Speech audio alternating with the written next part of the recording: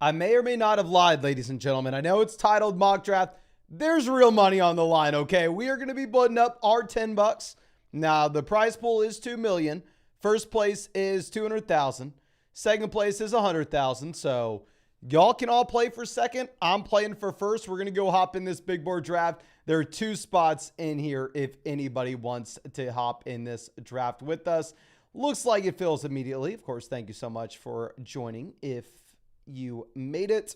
And where will we be picking? I have not drafted a team on Underdog since the last live stream, which was before the Super Bowl. Unless I'm mistaken, maybe I got in what? No, I think it was before the Super Bowl, the last Underdog draft that I did. So I'm excited to see how the board looks now. I'm excited to see how the ADP is lining up. We are here at pick 12. So that means my life is going to be difficult in that I am going to have 24 picks in between our selections, or 23 picks, where I have to find something to talk about, and you're going to have to listen to me ramble on about God knows what. But thank you so much, ladies and gentlemen, for coming out with us this fine Friday night. And yes, it's working today. Sadly, we are going to have to move this around.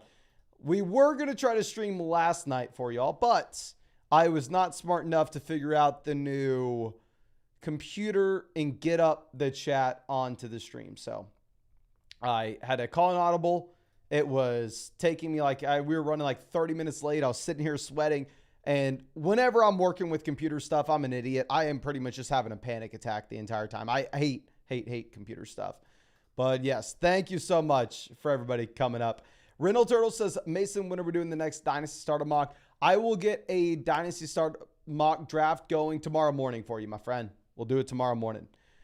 A Sneaker says, how much money did you win this year, Flock? I don't know if we want to talk about this year. This year, I may or may not have barely cracked minimum wage. Probably did not hit minimum wage in Underdog drafts. 2 years ago, I won $150,000 on Underdog drafts. Let's go to 2 years ago, my friend. And Jose Sarri is going to do more than one mock. We'll see how fast this goes. I'm assuming that we're probably only going to get in one of these. But thank you so much, everybody, for coming and hanging out with us. Really excited to see y'all out here. But Breece Hall goes pick 5. Very interesting to see Jefferson all the way down at 6. I'll say right now for a fact, if this is where Jefferson is going, I will be taking Justin Jefferson over and over and over again. I mean, I understand you have the uncertainty surrounding Kirk Cousins, which is probably why Justin Jefferson is falling down here to wide receiver 4. But, I mean, Jefferson has been a wide receiver that every year since his second year in the league's averaged pretty much under receiving yards per game, regardless of what the situation has looked like. So, yeah, I'm going to go ahead. I'll pull the trigger on him. But I understand that there is inherently some risk here, given the uncertainty surrounding Kirk Cousins. But we are going to be up on the clock here at the 1-2 turn. Puka goes at pick 9. What's the ADP for Puka? Okay, 9.1. So pretty much right in line with ADP. I'll say if you are looking at ADP this time of year, it is something I don't want to say you can ignore, but I really try to stick at least somewhat close to ADP when we get closer to the season, because there are so many teams being drafted. I do think that it's very efficient. However, if you're looking at what we have right now, February 23rd, I don't necessarily think that's the case. And I am freaking pumped to get A.J. Brown here. I actually made a Dynasty video this morning making the case to possibly go through and sell A.J. Brown from a Dynasty fantasy football perspective. But from a redraft perspective, 100%, I really like this A.J. Brown price point. We looked at the range of outcomes with him going into his age 27 season. And what we have historically seen from wide receivers that had a similar age 26 year is about the wide receiver 8 finish the following year. But obviously ceiling higher than that. But Harrison says, appreciate you for rating the Dynasty team. Now, thank you so much, my man, for coming out to the live stream. Thank you for being a member of the flock. Mindrick says, OG back for 2024 House Live, Mason. Happy to see you out here. And it's going well. It's going well. I am trying my best to train for the Ironman. I am going to have a half Ironman in April, which I'm kind of afraid I'm going to drown in the ocean right now. So I was at Barton Springs, if you know what that is in Austin, Texas. Just a giant natural pool. Swimming my butt off today, trying to turn into a fish. But Jamie says, Mr. Flog, thanks, bro. Got a little more than even with my drafts. How would you recommend finding a good dynasty league? So I actually made a video about this on the Dynasty channel at the beginning of the offseason. Obviously, the best case scenario is you have a group of buddies that you know in real life that want to go through and want to play in a dynasty league with you. Now, not everybody has that. I don't have that. I don't know anybody in real life that plays in a dynasty league and would be interested in that with me outside of the people I've met through YouTube. But sadly, none of my buddies in real life care about dynasty fantasy football. So if you don't have that, you can go to the Discord that we have. There is a Dynasty Leagues section. You can find a Dynasty League from that section with people hosting them. I would be very quick to caution, though. Ultimately, you're just meeting a random person online. So it is a thing where people will possibly take your deposit and run. I've played in like 20 plus Dynasty Leagues, all of which I found online going back to 2014. I've never had that issue. I've typically try to be very smart in the leagues that I do join, but I see it all the time where people do have that issue. So don't join a Dynasty League from someone random in the flockfantasy.com Discord and come get pissed at me if anything goes wrong. But we have Rice going 21, right sandwich between Brandon Ayuk, Deebo Samuel. You have Nico Collins going pick 19. It's just such a teardrop. I feel like after you get past about round 1 here, I mean, like, I know we said this previously. Maybe I'll convince myself during the year to fall in love with some of these guys, but I don't know if I can sit here and say, like, oh, I love taking Marvin Harrison Jr. at 16, Devon Achane at 15, DJ Moore at 7. I don't know if I like any of these picks, but, like, what's the alternative? Like, you know what I mean? I just feel like it's one flat tier where it's really hard to make an argument for like a bulletproof draft pick here once you get to the middle of round 2. But let's go ahead. And real quick, of course, also, if y'all not already in the flockfantasy.com Discord, if you're not a member of the Flock, don't know what you're waiting for. Flockfantasy.com, all your favorite creators there. Promo code FLOCK, get you 30% off any subscription. You can find our Dynasty Trade Calculator there, all our Dynasty rankings, all of the premium content that we have. And if you use code FLOCK when you sign up for flockfantasy.com, yours truly will break down your Dynasty team with a podcast as well. And we are going to look to get best ball rankings up soon on the site. I didn't want to get best ball rankings up until we've been in significantly more drafts. However, just because right now I am just trying to find my own way in these drafts, which I don't know if we're doing a good job of or not. But anyway, let's go ahead. And Nick says, how many subs for a 24-hour live stream this year? Oh, my man, I don't know. I don't even know how many we're at now. We're like I know we're over 200, but I don't know the exact number. If we hit 300 before the season starts, I'll do a 24-hour. If we hit 300. But the thing is, we're not hitting 300. Okay. C money on the clock. Took Kyron and Achane with their first 2 picks. So, I mean, they are sitting here, 2 running backs, no receivers. They go ahead and they take Mike Evans there at 34. Stanley Chad on the clock has Jahmyr Gibbs, Garrett Wilson. I do really like the Gibbs selection. I was hoping that we were going to get Jahmyr Gibbs making it to us at the 1-2 turn. Devonta Smith goes. My plan was to take Smith as well as Jalen Hurts to get the double stack in Philly. Obviously, we have to take Jalen Hurts here if we have A.J. Brown. I don't necessarily think that there are too many arguments against that. Beyond this pick, I really like Malik Neighbors. I do believe that Malik Neighbors is an elite level prospect. At the same time, typically we want to be drafting rookie wide receivers with high ceilings, and a tournament style structure like this where we are trying to chase the highest possible outcome for weeks 15, 16, 17. Rookies provide that wide range of outcomes where you can hit big on one of those names. My only hesitation is we're going to go ahead. We're going to take Neighbors here. I don't love it. I actually made a video on the Dynasty channel about this. I want to say yesterday that video came out, and it was a very interesting look. We did this for underdog drafts, both with rookie running backs and rookie wide receivers. The rookie wide receiver video is titled the best rookie wide receiver class of all time or ever or something along those lines. And essentially what I did is I looked over the past 15 years at where rookie wide receivers have been selected in redraft leagues, which I want to be very transparent. Rookie wide receivers have been a phenomenal way to take your redraft team and your dynasty team. They have incredibly high ceilings. They can impact you positively in the weeks that matter, in weeks 15, 16, 17. So historically speaking, it's been very good to draft rookie wide receivers, and these guys should be going higher, especially knowing that this is a very strong draft class.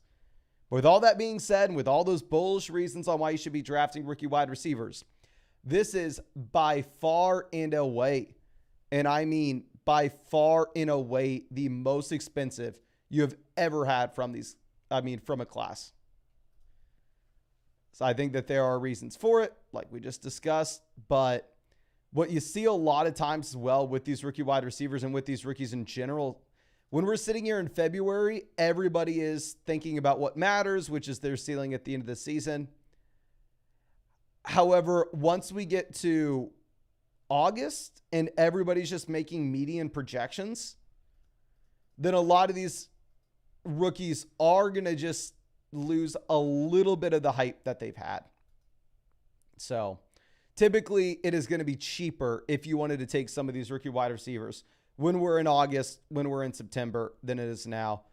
So there are a lot of reasons why I'm hesitant, but the man's so damn good. I'm just going to go ahead and take him.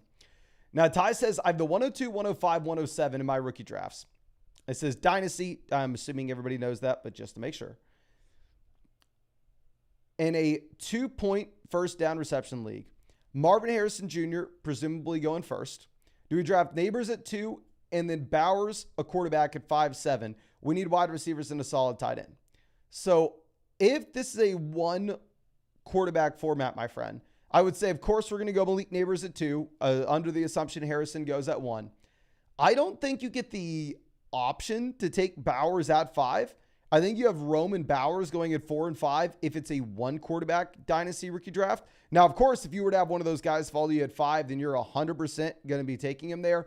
And then I think after you have those top 4 guys, you're going to be looking at the range of like Brian Thomas Jr. Maybe one of these other guys like Adonai Mitchell blows up the NFL Combine, goes higher in the NFL draft than you're expecting. I don't know. Maybe something changes from the time we are sitting here late February to May. And if you have a big-time rookie wide receiver riser that you want to take there at 7, you can. But I think 100% a quarterback like Caleb Williams will be in play there. But Tyler says, let's go, Mason. I am also training for my first full Ironman. Never done a triathlon before. Hell yes, my man. That is awesome. Happy to hear it. Neither have I. We're going to get through it together, though. But what do you think about trading Nico in a second for T and Connor? It's a 10-team map PBR format. Should be a contender. So, I mean, the second round pick, I understand like the thought process and wanting to go through and trade it for James Conner for a contending team. I don't necessarily disagree with it, but my only point would be, if you are looking at what James Conner would cost you at the beginning of the season, he's not going to cost more than a second round pick. So even if you're a contending roster, I typically like holding on to our rookie picks just in case we want that added flexibility by the time we get to the beginning of the season. And then at that point, if you wanted to go out there and make that trade, I think it's the time to do so. In terms of Nico Collins for T. Higgins, they're about the same age. Nico Collins is going well before T. Higgins in redraft leagues right now. So, I mean, I think it's a fair deal, just not necessarily one I'm like super, super excited about. Okay. Now, Jordan Addison goes pick 57. I mean, y'all know we were taking a ton of Jordan Addison earlier. I mean, I think Addison was actually going significantly later than round 5 earlier this offseason when we were taking him, unless I'm mistaken. George Pickens off the board. Kenneth Walker goes. So I know we were talking about at the very top of this live stream that, oh, okay, I don't necessarily care nearly as much about ADP when we're sitting here in February as I am going to be in August and September. And we continue to take the guys sitting at the top of ADP. But I do objectively think that Josh Jacobs is going to be the best pick here at the 5-6 turn. With Jacobs drafted 2019, but he was the youngest player in the draft. So he's actually still pretty young, and we don't necessarily know what situation he should find himself in. But even if you were to re-sign with the Raiders, I think that's going to be just fine. Christian Kirk, you're probably going to have no Calvin Ridley, so I think you make a strong argument for him. Looking at what we will have on the way back, I'm just going to take Derrick Henry. Looking at what we'll have on the way back around, I'm actually fine with some of these wide receivers. I'm fine with the quarterbacks, fine with the tight ends. I think you are going to see a little bit of the running back fall off. We can go ahead and we can put ourselves in a position where we can take 5 running backs in this draft and not necessarily. Let's see how it plays out. Let's see how it plays out, ladies and gentlemen. A goat says, "Why did you snipe Hurts for me? I didn't even know you were doing a live." And my man, well, you took Devonta Smith from me. I was planning on going with the A.J. Brown Smith Hurts double stack, which I'm completely fine with Hurts stacked up only with A.J. Brown. But come on. The A.J. Brown team's typically the team coming away with Jalen Hurts. But Jose says in his draft, he just picked he's picked 12th. He has Garrett Wilson, Mike Evans, Lamar, and Jonathan Taylor. I really like the Taylor selection at the early round 2. I like investing into Garrett Wilson from a dynasty perspective right now. I think that his price point is very reasonable. However, here in redraft leagues, at this price, like going back to back with like A.J. Brown, I don't necessarily know if I like it nearly as much. And of course, ladies and gentlemen, if you're wanting to get in our next draft, if you're not already drafting on Underdog, this is where we are drafting all offseason. This is where we draft all the time. Like we said, last year we won $150,000. 2 years ago. Last year, not nearly as hot, but can't win them every single year. But if you wanted to, check out Underdog Fantasy. Promo code FLOCK, get you 100% deposit match. Get you our Dynasty Fantasy Football rankings.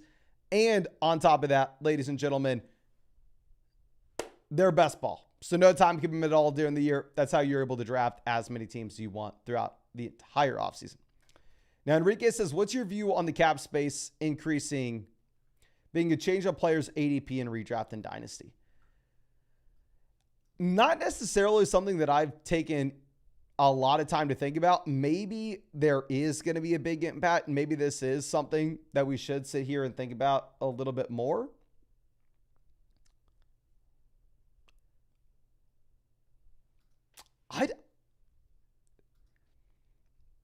My only thing that I could possibly speculate on, and I could be just completely wrong on this front too, is maybe with the cap space increasing, obviously we just assume that free agents get paid more. That's kind of what the expectation is. So maybe the free agent wide receivers have a shot at a decent landing spot.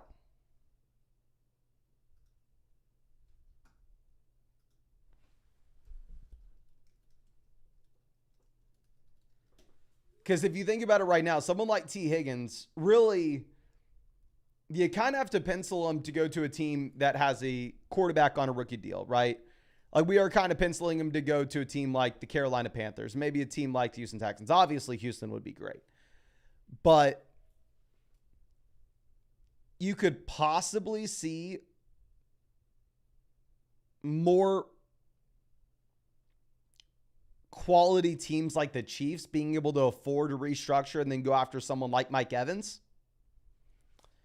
So I don't know. I'm just sitting here rambling, trying to come up with something. Maybe the free agent wide receivers have a better shot at finding a realistic landing spot that will help them in fantasy rather than just going to be a Tennessee Titan or a Carolina Panther.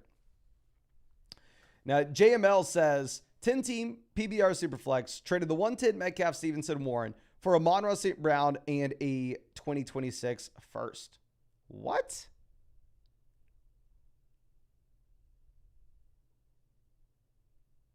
If I'm reading this correctly, that is phenomenal. I don't even think you need the first round pick.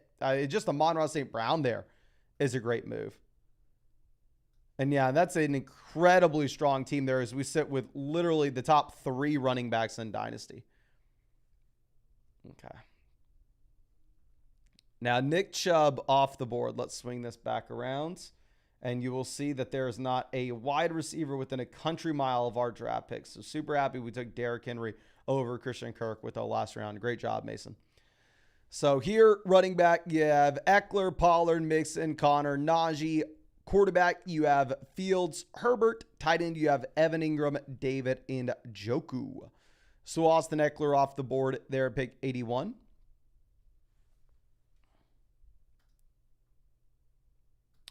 Riga says, thanks for the rambles, informative in its own way. It's a very good question. Let me know in the live chat. Do you think the salary cap going up across the board is going to positively impact any specific players in fantasy? Or do you think it's like a non-factor?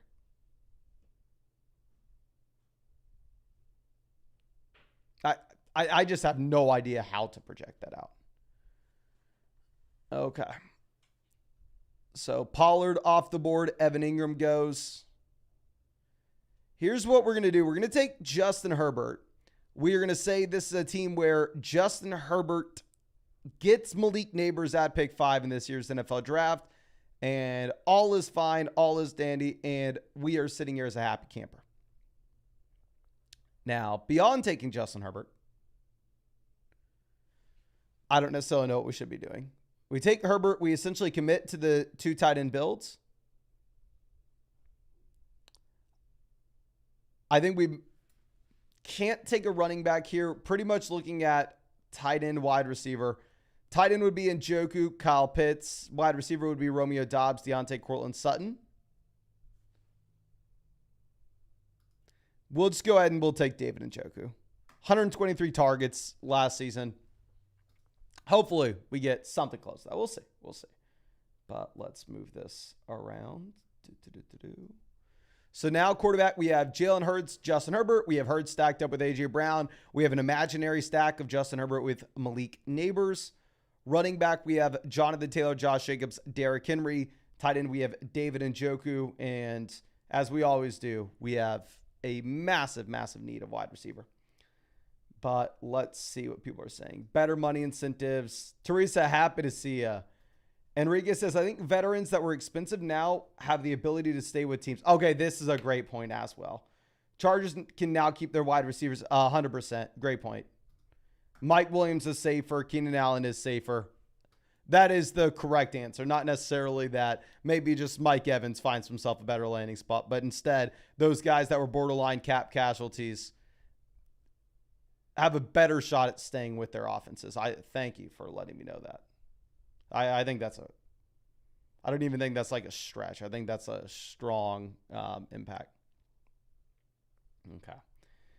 Now, Ty says, sorry, sir, my league is a super flex league. The 2 points per first down reception makes the ceiling for wide receivers so much higher.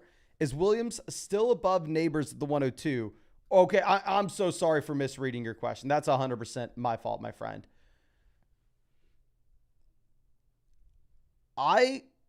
Because the thing is, let's think through. Malik Neighbors comes away with 80 receptions, 55 of which are first downs, 60 of which are first downs. It's going to be an additional 120 points. That is an additional like 6-7 points per game, but all wide receivers are getting it. It comes down to the volume that these players are seeing. I would say if it's a 10-team Superflex format, I think that you are fine to go ahead and say that the scoring is dramatic enough where you can pull the trigger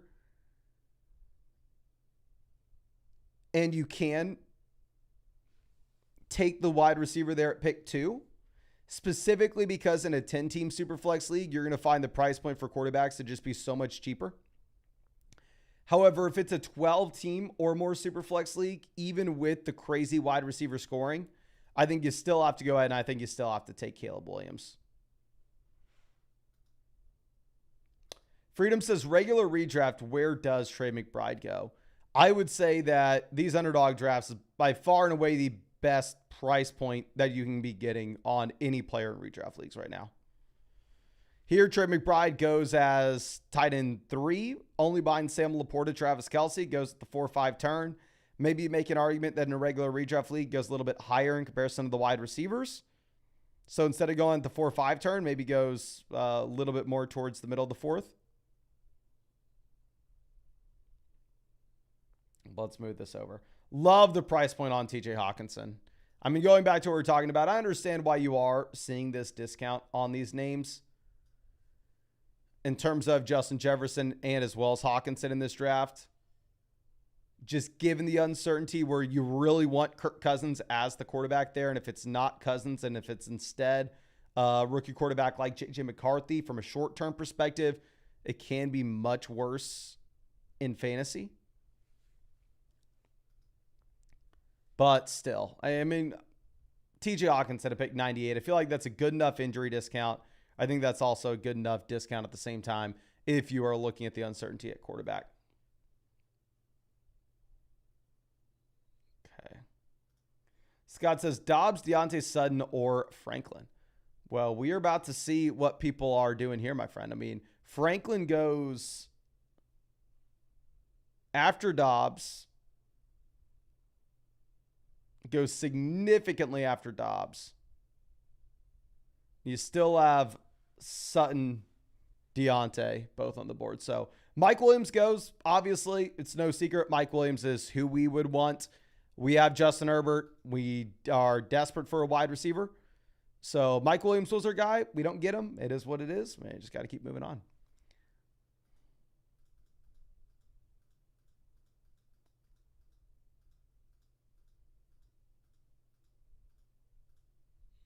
Okay. Tua goes 105. Good thing for us. I mean, we don't have any potential Miami stack. So it'd make no sense for us to go Tua. In terms of if we were to take a quarterback here, I actually don't mind the price point of Lawrence. I don't mind the price point of either Caleb Williams or Jaden Daniels, to be honest with you. I mean, like, I want to sit here and rave on the value that we got Justin Herbert with, but it's hard to say, like, oh my gosh, this quarterback value is insane, I'm going to take him here every single time, if at the end of the day we are also looking at Trevor Lawrence going in round 10, Caleb Williams going in round 10, Caleb Williams going in round 10. I'm sorry, Jaden Daniels. We're going to go ahead. We're going to take some veteran wide receivers that I'm not going to sit here and try to act like they are super exciting options, but they are names that could be decent in best ball. We could get some usable weeks out of Cortland Sutton and or Hollywood Brown, which when we're sitting here with only A.J. Brown, Malik Neighbors so far at wide receiver, we just desperately need usable weeks from these guys, right? That's what we're needing. Okay, let's go ahead. Let's move this over. Young Dolly says, I'm surprised the first 5 picks aren't running backs only. Consistent running back plays so hard to come by. There are plenty of good wide receivers, in my opinion. So a big thing is when you are projecting out wide receivers going into the year in comparison to projecting out running backs, receivers are just a much easier projection, where you are seeing those wide receivers that typically go in round 1 have higher expected hit rates than what you have with running backs. Now, obviously, if you have the running back that's guaranteed to get the volume, that has the receiving down workload and is an elite level athlete, if you have Breece Hall, if you have Christian McCaffrey, if you have Jahmyr Gibbs, Bijan Robinson in a way, then those guys do for sure belong to go in round 1 in general.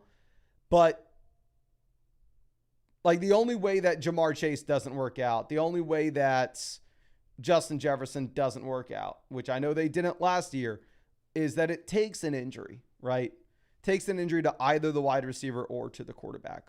Where a lot of times you'll see running backs that get selected in round 1 just for whatever reason fall flat on their face. Okay. Now, Eric admitting that he's the one who sniped us on Mike Williams. My man, why you got to do us like that? I know you're always out here in the drafts with us, but brutal.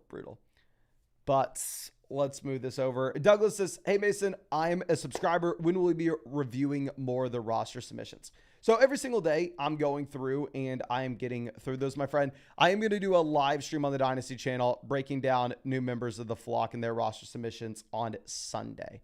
But I'm doing personalized podcasts continuously, so I'm just working down that list, my friend. Okay. Pickle Dill says, drafting Anthony Richardson this season, ? So, I mean, if you're looking at Anthony Richardson, obviously this quarterback with an elite ceiling from a rushing perspective. We saw that this past year. However, if the price point with Anthony Richardson in a lot of these drafts, I've seen him go within 5 picks of Mahomes and Lamar. If it's Lamar, Mahomes, or Richardson, and the cost is all about 5 picks apart, I am never taking Richardson ahead of Lamar or Mahomes in that instance. if I'm looking at Richardson versus Justin Herbert and we're getting Herbert 30 picks after, I don't know. If I'm looking at Anthony Richardson versus round 11 Jaden Daniels, I don't know. So obviously Anthony Richardson, wild ceiling with the rushing upside. I think you should be very excited about his ceiling. But at the same time, the opportunity cost to take him in comparison to just some of these other names, I don't necessarily know if it's there right now. And I would honestly expect as we get closer to the start of the season and you have more just casual or redraft players coming in, I think that Anthony Richardson will actually get cheaper than where he currently is. So I would probably rather be avoiding Richardson in drafts right now, or not necessarily avoiding him. Just I'd rather take Mahomes. I'd rather take Lamar and then see if we can get a discount a little bit later on. Okay. So we have Dalton Schultz off the board, 128. We're for sure taking 3 tight ends here and not even thinking twice about it, given the fact that this is a league that goes, this is a draft that goes 20 rounds. So Jerry Jeudy off the board, 129. We could have taken Jeudy and had some correlation to that Denver Broncos offense and maybe essentially take Sutton and Jeudy on the same roster and say, oh, hypothetically, if whatever quarterback they managed to bring in turns out to be good, then we hit on both these guys. But that is no longer an option for us. I think this team C money maybe is on auto, or are they queuing guys up? They go Devin Singletary. They pretty much have just taken best player according to ADP every single round. So I think they're possibly on auto. And now this is the range where I actually talked about this on the Dynasty channel when we went through and we looked at the cost of these rookies. But if you are selecting rookies, I think 100% this is the price point to be doing so. Wide range of outcomes on these guys. They may not be anything like, I don't even like Adonai Mitchell as a prospect, to be honest with you. I mean, the prospect profile is just horrendous, but he's projecting out to get late round 1 NFL draft capital, early round 2. So even though I don't necessarily like him, if NFL film evaluators and people smarter than I am like him, I'll take a swing if we're getting him at wide receiver 60 and we need some upside. And then I'll almost say the same thing at running back here. I mean, these guys, Trey Benson could possibly fall to day 3 of the NFL draft. And if that were to happen, maybe Trey Benson ends up being around 16, 17 selection by the time we get to Best Ball Mania. But there is the outside chance that Trey Benson goes round 2 of the NFL draft to a decent landing spot. And he's going 4 rounds earlier than this as well. And this is that $10 buy-in on Underdog that has $200,000 up for first place. So what I'm looking to do is I'm looking to take some swings on these players with wide ranges of outcomes. And I think that's possibly what we have here. So now wide receiver, we have A.J. Brown, Malik Neighbors, Cortland Sutton, Hollywood Brown, Adonai Mitchell. Running back, we have Jonathan Taylor, Josh Jacobs, Derrick Henry, Trey Benson. Quarterback, we have Jalen Hurts stacked up with A.J. Brown. We have Justin Herbert. I mean, hypothetically, possibly, we're going to pretend, even though it's probably not going to happen, but have him stacked up with Malik Neighbors or Adonai Mitchell, possibly early round 2. And then we have David Njoku sitting there at tight ends. And I know a lot of people are taking, actually, maybe we should have gone Blake Corum. I know a lot of people are taking Blake Corum with the expectations and maybe the hope that you have him going over to the Los Angeles Chargers, which obviously, if that were to happen, he is a much better selection than Trey Benson there. But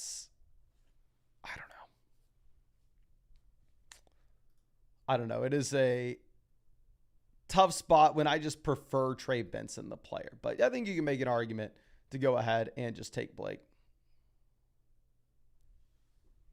Okay, Dontavian Wicks finally off the board, 141. I believe Wicks had an ADP higher than Adonai, unless I'm mistaken.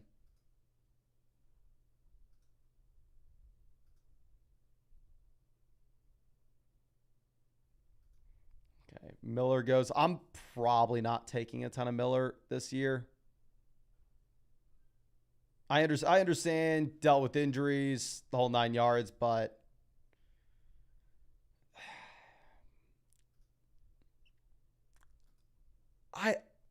I didn't like him as a prospect, so I could very easily just be biased in this, and I could just be confirming my bias. And I didn't like him as a prospect, so it makes sense that he didn't do well.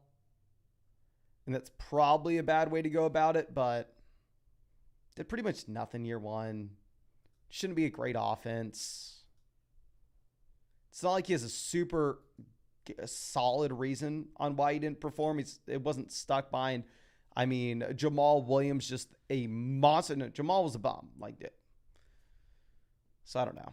Xavier Worthy off the board, 149. I like the Worthy pick. I like the Ladd pick. Going back to what we were talking about previously, if you're taking shots on rookie wide receivers here, I do like these guys that are a little bit cheaper, hovering around like wide receiver 60. But Gino, happy to see you out here, my friend. Happy to see you. Jose says, let's get to 100 likes. I have no idea how many likes we have on the stream, but if you haven't already hit that button, I don't know what you're waiting for. But Nick says, crazy to see Chubb and Eckler going back-to-back in round 7 after last year's spots. How the mighty F, which is always what you see with these running backs, right? Like you will see these running backs not necessarily gradually fall down. You'll see them hit the cliff and plummet. Okay, so Darren Waller off the board, 153. C money, like I said, I think this team maybe is on auto, so I think they may auto Gabe Davis here. Report came out saying that Gabe Davis is not going to be back with the Buffalo Bills. I don't know if that's true or not, but obviously it makes sense why he is falling past where his ADP was previously. I actually think I took Gabe Davis in a previous live stream just with the hope that possibly he re-signed with Buffalo. Now, Stanley Chad on the clock. Let's see what they decide to do. They do only have one quarterback. They have Lawrence here.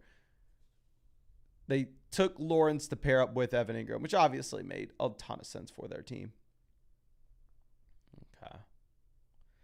They go Joshua Palmer. So they're going to force our hand to take the bad wide receiver in Los Angeles, but we don't really have another option. We took Justin Herbert, guy needed a receiver. So we'll go ahead and we'll take Quentin Johnston and pretend like we did not watch football last year. Beyond this, if we are trying to make an argument for a QB3, it is a 20-round draft. You do have a tier drop after these top guys.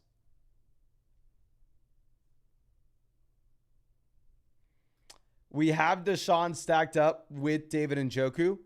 If this was an 18-round draft, you never, and I repeat, ever in a million years, take another quarterback after selecting a QB at the 2-3 turn and a QB at the 7-8 turn.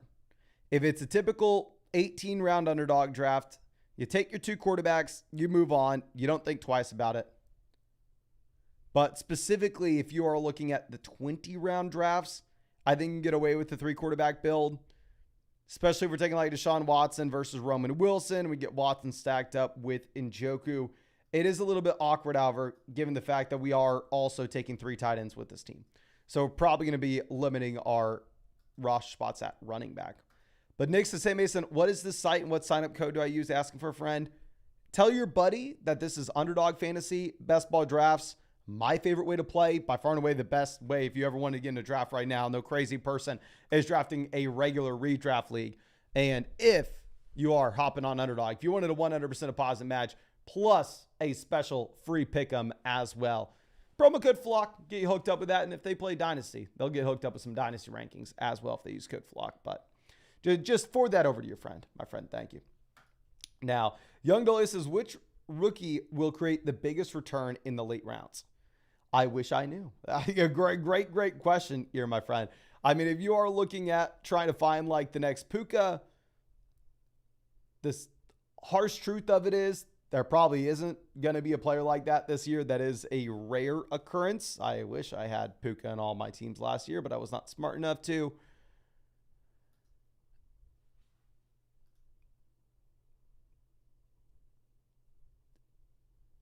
I'm trying to think. So what's very interesting is we all know that this is a very bad running back class, and this is a great wide receiver class. However, going back to what we are looking at with those videos that we put out on Wednesday and Thursday on the Dynasty channel. This is the cheapest rookie running backs have ever been in redraft leagues going back to 2014. So over the past 10 years, this is the cheapest that you have ever seen rookie running backs. And this is by far and away the most expensive you've seen rookie wide receivers. And I know a lot of y'all are thinking, well, Mason, that's just because running backs go later on Underdog, wide receivers go earlier. No, we are not looking at overall ADP. And instead, we were just looking at what you had with positional ADP. So we were looking at, the rookie wide receiver ones usually drafted around maybe wide receiver 23, 24, whenever it is, and comparing that year for year to this season. Same thing at running back. So it adjusts for the fact that obviously in Underdog, wide receivers are pushed up. So it's crazy to say, and I understand it's not the thing that people want to say. It makes you sound like an idiot because it doesn't sound right. Probably not right. But even though this is a very weak running back class, if I had to bet on some guys to actually go through and increase in ADP dramatically, I actually kind of like Jonathan Brooks, kind of like Trey Benson. I kind of like Blake. I like the big three running backs this year. I mean, I don't necessarily think that they're great prospects by any means, but I mean, Trey Benson right now is an ADP of 136,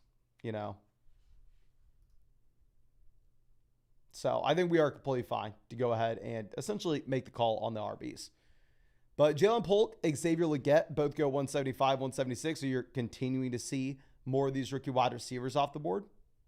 So quarterback's not even in play for us. So Derek Carr is sneaking up with ADP, but I think everybody understands here. Once we already take Jalen Hurts, Justin Herbert, Deshaun Watson, no way that we could go Derek Carr. Now, Elijah Moore was our target here at this selection with Deshaun Watson on our roster.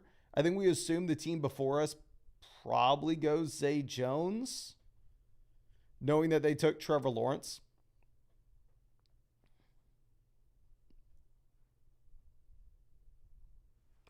But Brian says, what up, man? Glad I'm finally able to catch a draft live. Just wanted to thank you for all your best ball content here.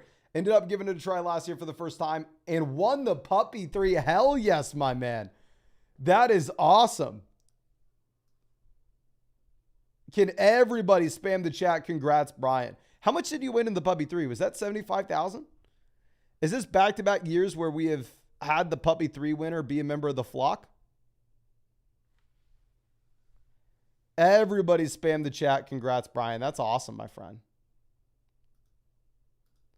We'll go ahead. We'll take Jatavion Sanders. We'll throw up a hook 'em horns. Hook 'em horns. We got Jatavion. We have Adonai Mitchell. I actually don't mind Jatavion as a prospect. Adonai Mitchell I don't necessarily like. It's more about price point and what we needed with this team.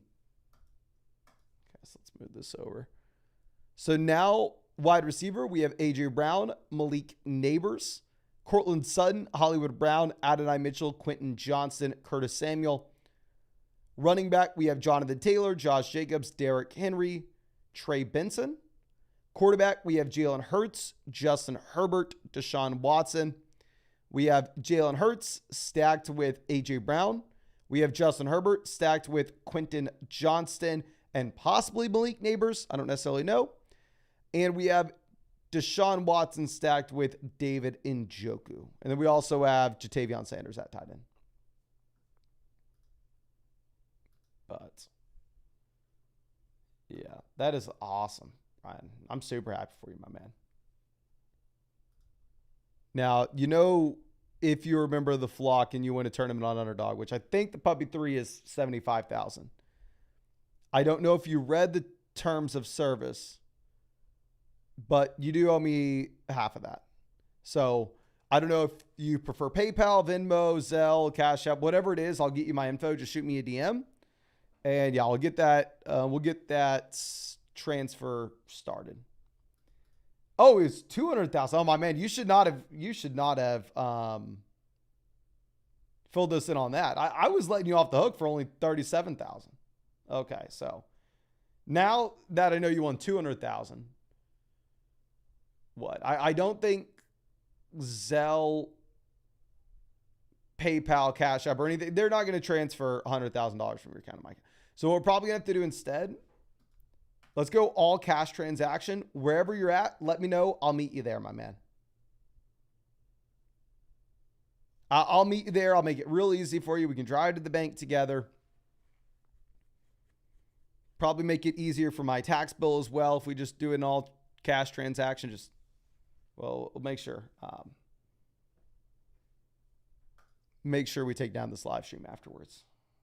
Now, no, but that is awesome, my man. I'm so happy for you. That's really cool. Now we get to brag on you all off season. That's what we did with Nick last off season. But Nick only won 75,000. You won 200,000. We get to brag on you all off season. Okay, so Miles Sanders off the board, 199. Oh, Damian Pierce, how the mighty have fallen. A.J. Dillon is a free agent. A.J. Dillon also just looked so bad when given the opportunity last season. But essentially everybody in this range looked horrible when given the opportunity, so I don't necessarily know how much that matters. Okay. What's crazy is this is typically like the last round of underdog drafts, right? Where this is the range where just everybody looks so gross. But since it's a 20-round draft, we even got to go later than this. It's going to get worse than this.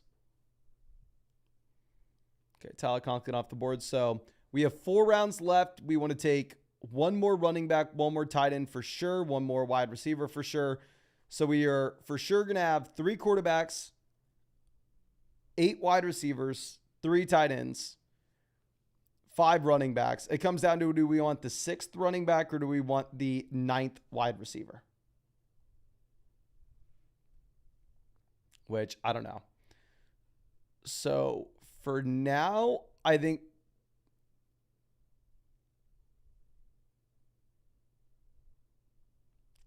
there's a wide receiver I know we want later. We for sure know we want at least one more receiver. So we'll go ahead and we'll take Tyler Boyd and hope that he finds himself a spot that's decent, which probably not, but it is what it is. Do we take Will Shipley? Could there be anything grosser?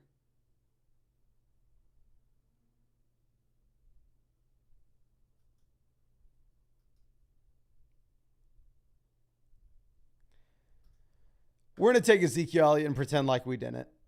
We have the old man running back room here with Derrick Henry and Ezekiel Elliott both on the roster. I do not want to talk about this at all. But there is a wide receiver here in the last round that I do find myself taking a ton, my friend. I would rather not disclose that on the live stream because typically I want to keep some of these 18th round picks to myself. Last year, the 18th round guys that I was kind of hiding from y'all. I was taking Josh Downs and Wan'Dale Robinson nonstop. Now, of course, I should have been taking Puka. I should have been taking Kyron Williams, but I was not smart enough. So here we are. And I will yet again whiff on the next Puka and Kyron. But I think that's it for this live stream. I really do appreciate y'all, ladies and gentlemen. I hope that we were able to make it Friday night a little bit better. Of course, we'll be drafting on Underdog all off season. If you want to get in a draft with us, probably doing hundreds of these. I think last year we did like 200, 250. God knows how many drafts we did on the stream. And find that link, description, comment section, live chat. Promo code Flock, 100% a positive match. Plus our Dynasty Fantasy Football rankings. We remember the Flock win 300,000 on Underdog last year. I'm sorry, 200,000, which they are sharing for me. They're splitting with me 50-50, which I'm very appreciative for. But thank you again, ladies and gentlemen. One last answer. The reason I'm quote-unquote gatekeeping the late round picks is late round picks, you kind of want to take guys that other people aren't taking. You want to have guys at low ownership. So if I let you know my guys at low ownership, they're not going to be low ownership anymore. But I think that's all I got for you. Really appreciate y'all and really hope we get to see you out with the live stream, probably on the Dynasty channel tomorrow morning.